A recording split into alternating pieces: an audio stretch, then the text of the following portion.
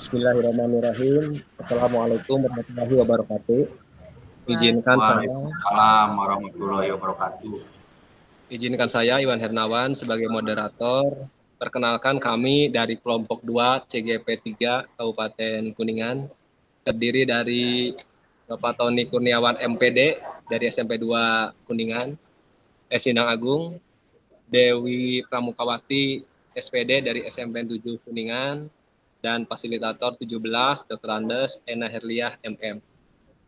Dengan menjalankan metode Tirta ini, harapannya seorang guru dapat semakin mudah dalam menjalankan perannya sebagai coach. Hari ini akan bermain peran dalam kegiatan coaching.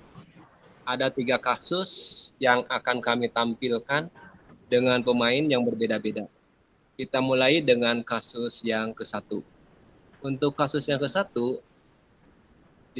akan dimainkan oleh pengamat saya sendiri, Iwan Hernawan, Coach Dewi Pramukawati, dan Coach Pak Tony Kurniawan. Di kasus 1 itu, seorang guru sangat memahami jika Rina, salah satu muridnya, berbakat dalam berpidato dalam bahasa Inggris. Dia mendorong Rina untuk mengikuti perlombaan pidato dalam bahasa Inggris tingkat kabupaten. Namun, nampaknya Rina masih belum percaya diri. Bagaimanakah cara Anda dalam menanggapi hal ini? Marilah kita saksikan bersama dengan Coach. Kami persilahkan. Ya, baik. Assalamualaikum Rina. Waalaikumsalam Ibu. Kita bicara sebentar yuk. Sini, duduk sama Ibu. Iya Bu. Apa yang mau disampaikan Bu? Gini, tapi kenapa merengut begitu? Jangan merengut dong, senyum. Enggak Bu, aku biasa aja kok. Enggak, beda kelihatannya. Begini ya, Ibu mendapat informasi dari Bu Neneng, guru bahasa Inggris. Katanya Rina ragu untuk mengikuti lomba. Coba cerita sama Ibu. Kenapa ragu begitu? Emang boleh aku cerita sama Ibu? Ya boleh atuh. Silahkan jangan ragu. Barangkali Ibu bisa membantu kan? Coba cerita. Begini Bu, aku tuh ditunjuk oleh Ibu Neneng, guru bahasa Inggris, untuk ikut lomba pidato bahasa Inggris tingkat kabupaten. Tapi kenapa merengut begitu? Aku sih sebetulnya mau aja ikut lomba, tapi Nah, tapi kenapa? Yo, senyum ya. gimana mau senyum Bu? Aku kan lagi bingung. Oke, cerita deh sama Ibu ya. Biar Ibu juga paham atas kebingungan Rina. Baik Bu, begini, aku itu merasa ragu untuk mengikuti lomba pidato bahasa Inggris tingkat kabupaten. Alasannya kenapa tuh? Kok merasa ragu? Aku itu nggak pede Bu, kan lombanya tingkat kabupaten. Peserta dari sekolah lain itu bagus-bagus Bu. Oh, jadi yang bikin nggak pedenya itu. Iya Bu, apakah lebih baik tunjuk siswa yang aja Bu untuk menggantikan saya? Wah, itu kan lombanya tingkat kabupaten loh. Itu lomba yang luar biasa, sangat bergengsi. Ya, masa ditunjuk yang lain? Coba pikirkan lagi. Nah, Ibu melihat potensi yang luar biasa dalam diri Rina. Ini bukan hanya guru bahasa Inggris aja yang menilai seperti itu. Jadi ini adalah suatu kesempatan, kepercayaan ya, yang jangan disia-siakan loh. Gimana? Ini kan Iya bergengsi. Bu, Betul kan? sebetulnya saya mau aja ikut lomba Bu. Ya, dan ingat ya, juara itu nomor berapa lah. Yang penting kan mendapat pengalaman luar biasa itu. Ya, Iya Bu, coba nak sekarang utarakan. Kalau memang masih sekarang mau kan untuk mengikuti lomba itu? iya Bu, baik saya akan siap mengikuti lomba Bu. Oke, sekarang udah nggak ragu lagi, alhamdulillah ya. Nah, kira-kira Ya, rencana apa yang berikutnya? Sudah ya nggak ragu seperti ini. saya rencananya akan menemui Bu Neneng, Bu. Saya siap mengikuti lomba. Kemudian saya juga siap untuk berlatih, Bu. Oh, oke. Nah, bagus. Dengan kejadian ini, pasti dong ada komitmen ke depannya dari Rina kan. Apa ya komitmennya?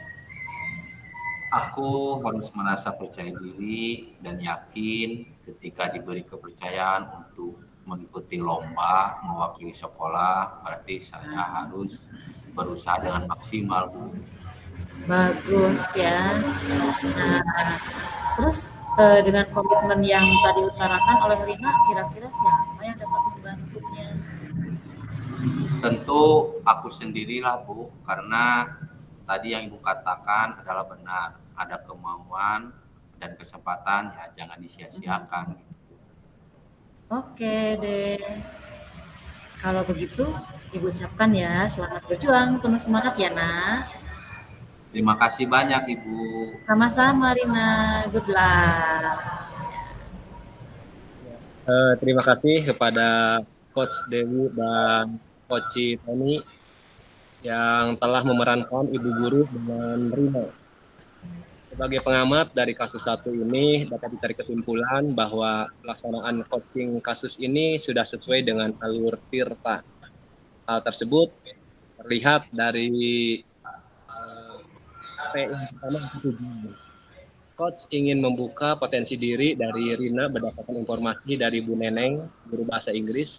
Katanya Rina ragu untuk mengikuti lomba. Beberapa pertanyaan sudah terlihat. Dari identifikasi, coach melakukan penggalian dan pemetaan situasi yang sedang dibicarakan dan menghubungkan dengan fakta-fakta yang ada pada saat sesi tadi. Beberapa hal yang ditanyakan dalam tahap identifikasi ini adalah, oke, cerita dong biar ibu paham atas kebingungan Rina. Terus ada juga pertanyaan berikutnya, tolong ceritakan alasannya kenapa merasa ragu. Terus ada juga pertanyaan yang, gak pedenya kenapa tuh? Terus ada juga pertanyaan, oh, jadi itu yang bikin Rina gede. Nah, jadi pertanyaan itu mengidentifikasi permasalahan yang sedang dialami oleh Rina. Berikutnya di rencana aksi. Rencana aksi itu pengembangan ide atau alternatif solusi untuk rencana yang akan dibuat. Beberapa hal yang ditanyakan di sini ada tadi banyak ada pertanyaan begini. Wah, lombanya tingkat kabupaten loh. Itu lomba yang luar biasa, bergengsi. Jadi tunjuk susah aja. Nah, itu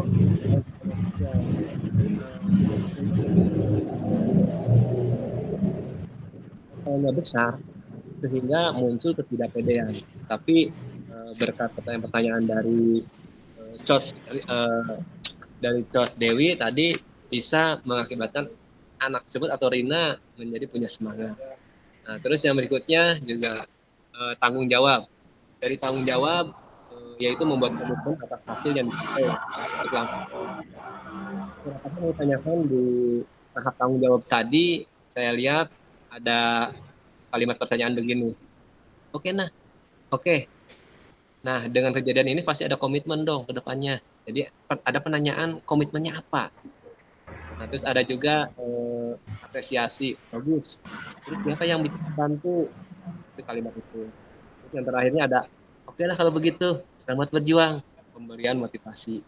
Nah, itu yang bisa saya lihat sebagai pengamat dari coaching yang disampaikan tadi oleh Coach Dewi dan Coach Tony. Terima kasih untuk kasus satu sudah selesai. Berikutnya kita lanjutkan ke kasus yang kedua. Untuk kasus yang kedua, pengamat Ibu Dewi Pramukawati, coachnya Pak Tony Kurniawan, dan coachnya Pak Iwan Hernawan. Ceritanya seperti ini. Seorang murid bercerita jika dia merasa diperlakukan tidak adil oleh seorang guru. Guru tersebut membuka les privat dan sebagian besar murid di kelas mengikuti les privat tersebut. kecuali murid tersebut merasa tidak nyaman ketika guru sering menyindir murid yang tidak ikut les privatnya. Bahkan murid tersebut juga merasa bahwa nilai yang diberikan pun tidak adil. Para murid yang mengikuti les guru tersebut mendapatkan nilai yang lebih baik dan murid tersebut lebih baik dari murid tersebut. Bagaimanakah cara Anda menanggapi hal ini? Nah, marilah kita saksikan bersama antara Coach Tony Kurniawan dan Coach Iwan Hernawan. Assalamualaikum Pak. Bolehkah saya meminta waktu untuk mengobrol dan berbincang dengan Bapak? Waalaikumsalam Iwan. Dengan senang hati Bapak bisa meluangkan waktu sekarang untuk ngobrol dengan Iwan. Apa yang akan kamu ceritakan Iwan? Terima kasih Bapak. Gini Pak, akhir-akhir ini saya merasa tidak nyaman dan diperlakukan tidak adil pada suatu mata pelajaran Pak. Jadi, apa yang ingin kamu capai di akhir diskusi kita kali ini? Ya, saya ingin guru tersebut memperlakukan saya dengan adil. Saya juga ingin mendapatkan masukan dari Bapak. Apa yang sebaiknya saya lakukan, Pak? Coba kamu ceritakan terlebih dahulu apa yang kamu rasakan dan kamu alami saat ini. Begini, Pak. Pada mata pelajaran A, guru tersebut kan membuka les privat. Dan sebagian besar di kelas saya itu mengikuti les privat, kecuali saya. Saya merasa tidak nyaman, Pak, ketika guru tersebut sering menyindir saya yang tidak mau ikut les privatnya. Oh, begitu. Selain itu, apa ada lagi yang kamu rasakan? Ya, saya juga merasa nilai yang diberikan pun tidak adil. Para murid yang mengikuti les guru tersebut mendapatkan nilai yang lebih baik dari saya. Seperti itu. Berarti kamu ini sekarang memiliki dua permasalahan. Yang pertama, kamu merasa tidak nyaman karena sering disindir. Dan permasalahan yang kedua, kamu juga merasa nilai yang diberikan oleh guru tersebut tidak adil. Betul seperti itu, Iwan? Betul, Pak. Oh, kalau begitu, mari kita selesaikan masalah ini satu persatu. Coba ceritakan masalah pertama. Kenapa kamu merasa kok guru tersebut menyindir kamu? Ya, ini Pak, ketika ada teman saya menjawab tersebut bilang bahwa, nah inilah hasil dari ikut les. Oh, apa kamu sudah menanyakan langsung kepada guru tersebut? Belum, Pak. Saya kan takut. Apakah saya harus berbicara langsung? Kenapa harus takut? Menurut Bapak, langkah itu justru baik. Sebaiknya kamu berbicara langsung dengan guru tersebut. Baik, Pak. Saya akan coba berbicara langsung dengan beliau. Selanjutnya, untuk masalah yang kedua ya, Pak. Saya harus bagaimana? Coba kamu ceritakan kenapa kamu bisa merasa bahwa guru tersebut tidak adil memberikan nilai kepada kamu. Ketika itu, Pak, ketika ulangan kan nilai saya lebih kecil dari teman-teman yang ikut les. Padahal saya sudah berusaha belajar dengan keras, Pak. Nah, ketika kamu merasa tidak adil, apa langkah-langkah yang sudah kamu ambil? Tidak ada, Pak. Saya hanya menduga-duga bahwa nilai saya kecil karena tidak ikut les dengan beliau. Oke, apakah kamu juga sudah berdiskusi dengan beliau mengenai jawaban-jawaban ulangan yang kamu kerjakan? Misalnya, apakah jawaban saya ini benar atau memang jawabannya yang salah? Belum, Pak. Apakah saya sebaiknya menanyakan langsung kepada beliau? Nah, bagus. Kenapa kamu tidak melakukan seperti itu? Bapak setuju. Nanti ketika kamu berdiskusi dengan beliau, kira-kira apa yang akan kamu sampaikan? Saya akan menyampaikan bahwa saya tidak ikut les. Apakah berpengaruh terhadap nilai? Saya juga akan bertanya, kenapa nilai ulangan saya kecil?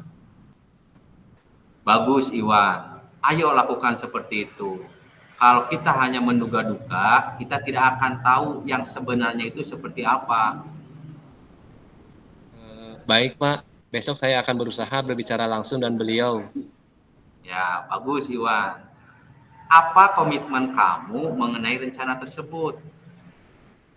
Besok ketika istirahat saya akan berbicara dengan beliau. Kemudian saya juga akan tetap rajin belajar dan bertanya kepada teman-teman yang ikut les jika saya tidak paham terhadap sesuatu materi. Nah, bagus seperti itu Iwan. Lakukanlah dengan bahasa yang sopan dan santun ya.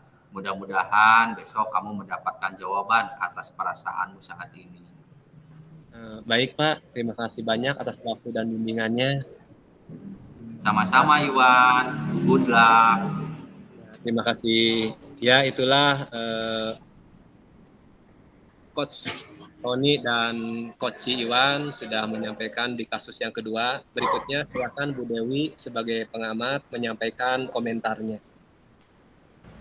Ya, baik. Assalamualaikum warahmatullahi wabarakatuh. Dari kasus 2 tadi ya, yang di sana sudah mencakup yang pertama adanya tujuan. Tujuannya di sana sudah ada menyampaikan tujuan coachingnya. Jadi guru menanyakan pada murid tersebut apa gitu, dengan menanyakan apa sih yang akan diceritakan gitu. Mari kita ngobrol gitu ya. Nah kemudian di sana murid menceritakan permasalahannya itu. Kemudian masuk ke identifikasi. Di sana guru ya sebagai coach itu memberikan pertanyaan-pertanyaan dan umpan balik atas keluhan-keluhan murid tersebut. Ternyata hasil identifikasi itu ditemukan tadi ya bahwa murid tersebut itu merasa tidak nyaman, kemudian merasa selalu disindir, kemudian juga merasa tidak adil dengan nilai, dan kemudian juga guru sebagai coach menanyakan alasannya kenapa gitu. Kenapa merasa tidak nyaman, kenapa merasa selalu disindir, kenapa merasa selalu tidak adil. Di sana siswa atau murid menceritakan gitu ya, menceritakan bahwa memang tidak mengikuti les, ternyata les privat mata pelajaran tersebut. Dan kemudian coach itu di sana terus masuk ke rencana aksi. Di sana ada memberi pertanyaan-pertanyaan yang menggali terus ya, menggali untuk agar siswa berinisiatif gitu, melakukan sesuatu gitu ya. Misalnya kamu sudah membicarakan nggak dengan guru tersebut gitu ya, sudah menemui tidak? Oh ternyata belum. Ya udah besok saya akan menemui, seperti itu kata murid gitu ya. Seperti itu ya yang disampaikan oleh murid tersebut, berarti sudah masuk ke rencana aksi. Dan selanjutnya juga yang ada tanggung jawab ya. Di sana coach juga guru memberikan beberapa pertanyaan umpan balik itu mengenai komitmen dari murid tersebut atau sebagai coach ya. Ternyata murid tersebut akan melakukan bahwa iya Pak, besok itu saya akan menemui guru tersebut, akan berbicara langsung, kenapa kok saya nilainya kecil misalnya gitu ya, kenapa seperti itu gitu. Dia berkomitmen gitu ya, dengan inisiatif sendiri. Di sini coach udah bagus menggali ya, menggali atas rasa tanggung jawab anak tersebut, dan kemudian juga muncul juga gitu ya dari anak tersebut sebagai coach itu akan tetap rajin dan kemudian akan lebih banyak bertanya kepada teman-temannya, seperti itu. Itu mungkin yang disampaikan ya, pengamatan saya sebagai pengamat dari kasus 2 yang disampaikan tadi. Itu mungkin cukup ya. Sekian, wassalamualaikum warahmatullahi wabarakatuh. Kita dilanjutkan.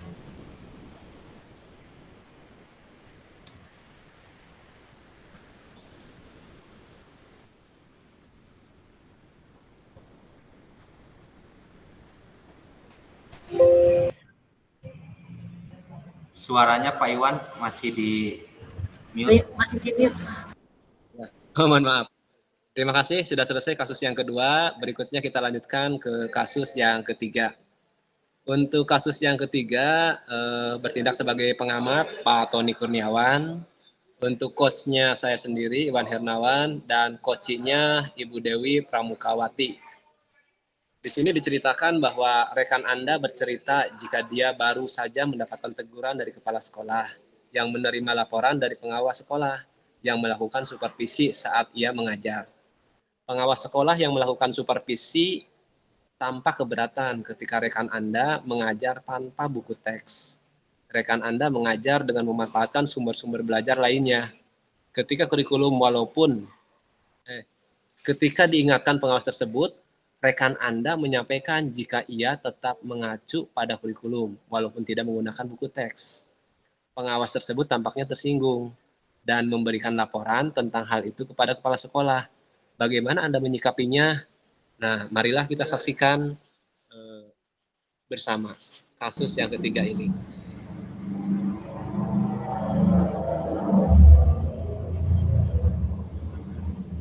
Assalamualaikum Ibu. Waalaikumsalam. Bagaimana kabarnya Ibu? Alhamdulillah baik Pak. Tapi kenapa Ibu? Iya, makanya saya kesini nemuin Bapak. Apa rencana pertemuan ini? Ada sesuatu yang mau saya sampaikan, Pak. Buat penasaran saja nih si Ibu yang satu ini. Kalau boleh tahu ada apa nih? Saya baru dapat teguran, Pak. Teguran? Dari siapa? Dari beliau, kepala sekolah. Mengapa bisa dapat teguran? Selama ini Ibu baik-baik saja. Coba ceritakan Bu kejadiannya. Begini, Pak. Pengawas sekolah melakukan supervisi ke kelas. Nah, saat itu saya tidak bawa buku teks. Tidak bawa buku sumber ya? Iya. Kan walaupun tidak bawa buku sumber, padahal saya kan memanfaatkan link, Pak, YouTube dan Google Classroom sebagai sumber belajar kan, tidak hanya buku saja. Begitu. Terus? Ya, walau saya tidak bawa buku sumber, tapi kan saya juga menyampaikan materi pelajaran sesuai dengan kurikulum. Tapi Sebentar.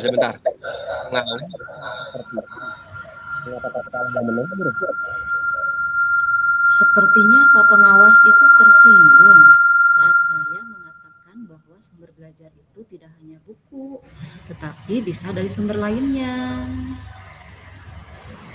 Oh, begitu. Terus? Nah, jadi sepertinya Pak Pengawas itu melaporkan saya ke Pak Kepala Sekolah. Terus apa rencana Ibu selanjutnya atas kejadian ini? Ya mungkin saya mau minta maaf. Pada siapa Bu? Pada pengawas, Pak. Mengapa minta maaf pada pengawas? Ya walaupun sumber belajar banyak, namun buku itu harus tetap dibawa. Ya, kan buku itu untuk referensi juga sih. Coba kalau tiba-tiba mati lampu, tidak ada sinyal, ada materi yang lupa, kan timbul masalah juga ya. Kalau begitu Pak Pengawas tidak salah kan? Iya ya, betul juga. Makanya di sini saya mau minta maaf ke beliau.